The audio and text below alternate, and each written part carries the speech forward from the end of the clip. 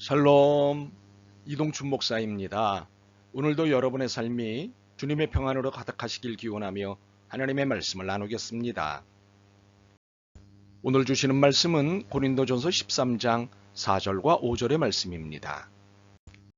사랑은 오래 참고 사랑은 온유하며 시기하지 아니하며 사랑은 자랑하지 아니하며 교만하지 아니하며 무례히 행하지 아니하며 자기의 유익을 구하지 아니하며 성내지 아니하며 악한 것을 생각하지 아니하며. 아멘. 고린도전서 13장 4절과 5절 말씀을 본문으로 사랑의 9가지 특징이라는 제목으로 말씀을 나누도록 하겠습니다. 사랑은 아름답습니다. 그리고 모든 것의 중심입니다. 이유가 있습니다. 자기의 유익을 구하는 것이 아니기 때문입니다. 그래서 사랑이 아름답습니다.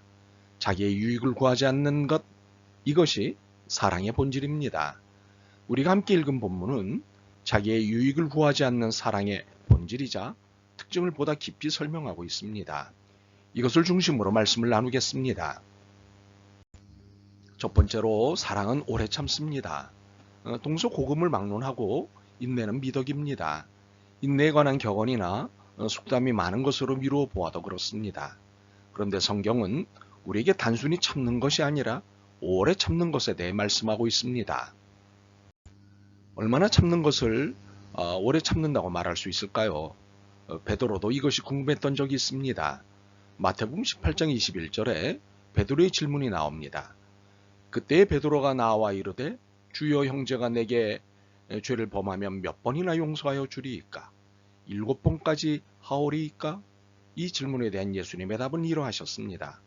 예수께서 이르시되 내게 이르노니 7번뿐만 아니라 7번을 70번까지라도 할지니라. 단순한 셈으로 490번의 용서, 490회의 인내를 오래 참는 것이라고 말할 수 있습니다. 동일한 잘못, 동일한 일에 대해서도 490번의 용서, 490회의 인내를 하는 것이 오래 참음, 바로 그것입니다. 사랑은 이런 것입니다. 두 번째로 사랑은 친절합니다. 우리는 친절이 익숙합니다. 마케팅이 발달할수록 친절은 경영상의 무기이기 때문입니다. 감과 쓸개를 다 빼놓아야 장사를 할 수 있는 시대입니다. 그래서 친절은 우리에게 익숙합니다. 그러나 이 친절이 손님 뒤에서는 욕을 하고 투정을 하는 이면을 가지고 있다면 이것은 성경이 가르치시는 친절이 아닙니다. 성경이 말씀하시는 친절은 앞뒤가 양면이 같은 친절입니다. 앞뒤가 같은 부드럽고 따뜻한 말과 행동이 친절입니다. 이것이 사랑의 특징입니다. 세 번째로 사랑은 시기하지 않습니다. 시기는 부러움에 의해 원망하고 미워하는 마음과 태도입니다. 부러움의 시작은 비교입니다. 나와 상대를 비교하면서 생기는 태도는 열등감, 우월감, 좌절, 교만, 부러움, 부끄러움, 업신여김 등과 같은 것들입니다. 그러나 이런 모든 것들은 성경이 금하는 태도들입니다. 이는 심리학이 증명하는 바로 삶에 아무런 도움을 주지 않는 것들이기 때문입니다. 그래서 비교의식은 우리가 버려야 할 우선 항목 중에 있습니다. 참으로 비교의식은 반드시 어떤 형태로든 시기를 유발시킵니다. 그러므로 사랑은 시기를 유발시키는 비교를 하지 않는 것입니다. 네 번째로 사랑은 자랑하지 않습니다.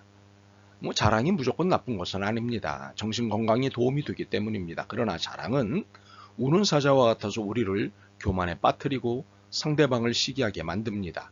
위험물입니다. 그렇기 때문에 예수님께서도 이를 강하게 말리셨습니다. 누가복음 18장 9절로부터 14절을 보면 예수님께서 세리와 바리새인의 행위를 각각 비교하며 설명하시는 것을 보게 됩니다. 특히 바리새인의 태도에 주목하셨습니다. 하나님이여, 나는 다른 사람들 곧 토색, 불의, 간음을 하는 자들과 같지 아니하고 이 세리와도 같지 아니함을 감사하나이다. 나는 일에 2번씩 금식하고 또 소득의 11조를 드리나이다. 자신의 신앙 행위를 세리와 비교하여 자랑하는 바리새인을 향해 이렇게 말씀하셨습니다. 내가 너희에게 이르노니 이에 저 바리새인이 아니고 이 사람이 의롭다 하심을 받고 그의 집으로 내려갔느니라. 무릇 자기를 높이는 자는 낮아지고 자기를 낮추는 자는 높아지리라 하시니라. 다섯 번째로 사랑은 교만하지 않습니다. 자랑이 과해지거나 격해지면 교만이 됩니다. 교만은 반드시 사람을 넘어지게 합니다. 잠언 16장 18절을 보면 교만은 패망의 선봉이요 거만한 마음은 넘어짐의 앞잡이라고 말씀하셨습니다. 그러므로 교만은 사랑이 아닙니다. 교만을 버려야 사랑이 됩니다. 사랑은 교만을 버릴 때 역사가 일어납니다. 여섯 번째로 사랑은 무례하지 않습니다. 무례란 예의가 없는 것을 말합니다.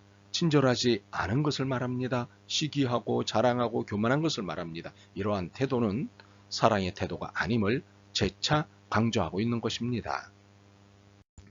그러나 분명한 것은 거북한 예의가 아니라 친절하고 편안한 예의가 사랑입니다.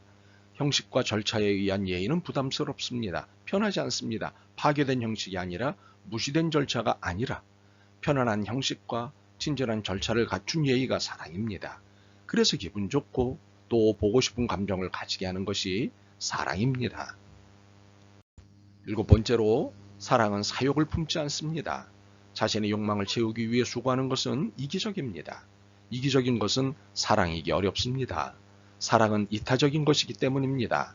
요한복음 15장 13절은 이렇게 표현하고 있습니다. 사람이 친구를 위하여 자기 목숨을 버리면 이보다 더 큰 사랑이 없나니. 자기 만족을 위해 봉사한다는 말이 들리곤 합니다. 봉사를 하다 보면 자기 치유가 돼서 좋다는 말도 들리곤 합니다. 이것은 사실이기에 부인하지 않겠습니다. 그러나 자기 만족과 자기 치유를 위해 봉사를 한다면 이런 사랑이 아닙니다. 사욕, 자기 유익에 불과합니다. 사랑은 자기 유익을 구하는 것이 아니기 때문입니다. 여덟 번째로 사랑은 성을 내지 않습니다. 사랑을 하면 눈이 먼다는 우스갯소리가 있습니다. 상대의 모든 것이 다 예쁘고 아름답게 보입니다. 그러니 좋은 말, 친절한 말이 나올 수밖에 없습니다. 성을 낼 이유를 찾지 못합니다. 성을 내면 사랑에 금이 갑니다. 잠언 18장 19절입니다. 노엽게 한 형제와 화목하기가 견고한 성을 취하기보다 어려운즉 이러한 다툼은 산성 문빗장 같으니라. 그러므로 야고보 사도의 권면을 따르는 것이 사랑을 지키고 발전시킬 수 있는 방법입니다. 야고보서 1장 19절과 20절입니다. 내 사랑하는 형제들아 너희가 알지니 사람마다 듣기는 속히 하고 말하기는 더디하며 성내기도 더디하라. 사람이 성내는 것이 하나님의 의를 이루지 못함이라. 아홉 번째로 사랑은 앙심 즉 원한을 품지 않습니다. 뒤끝이 있는 분들이 있습니다. 다정하고 의리 있는 분들 중에도 이런 분들이 있습니다. 스스로도 나는 뒤끝이 좀 있어, 나는 뒤끝이 길어 라며 자폭하는 분들이 있습니다. 그러나 이것은 성경적인 삶의 태도가 아닙니다. 하나님은 레위기 19장 18절을 통해 분명한 입장을 내놓으셨습니다. 원수를 갚지 말며 동포를 원망하지 말며 내 이웃 사랑하기를 내 자신과 같이 사랑하라. 나는 여호와이니라. 바울은 이를 다음과 같이 안내합니다. 내 사랑하는 자들아 너희가 친히 원수를 갚지 말고 하나님의 진노하심에 맡기라. 기록되었으되 원수 갚는 것이 내게 있으니 내가 갚으리라고 주께서 말씀하시니라. 로마서 12장 19절입니다. 그러므로 양심은 사랑의 감정이 아닙니다. 사랑은 양심을 하나님께 맡기는 것입니다. 사랑만 할 뿐입니다. 사랑은 오래 참습니다. 사랑은 친절합니다. 사랑은 시기하지 않습니다. 사랑은 자랑하지 않습니다. 사랑은 교만하지 않습니다. 사랑은 무례하지 않습니다. 사랑은 사욕을 품지 않습니다. 사랑은 성을 내지 않습니다. 그리고 사랑은 앙심 즉 원한을 품지 않습니다. 과연 우리는 지금 이렇게 살고 있는지요? 이렇게 살고 있지 않다면 우리는 사랑하지 않고 있거나 사랑하는 척하고 살고 있는 것일 수 있습니다. 우리의 삶에서 이 모든 사랑의 특징들이 나타났으면 좋겠습니다. 아멘. 주님, 오래 참지 않았습니다. 친절하지 않았습니다. 시기했습니다. 자랑했습니다. 교만했습니다. 무례했습니다. 사욕을 품었습니다. 성을 냈습니다. 앙심을 품었습니다. 주님, 긍휼히 여기시옵소서. 진정한 사랑을 회복해 하옵소서. 예수 그리스도의 이름으로 기도드립니다. 아멘. 오늘도 여러분의 믿음과 삶을 응원합니다. 사랑합니다.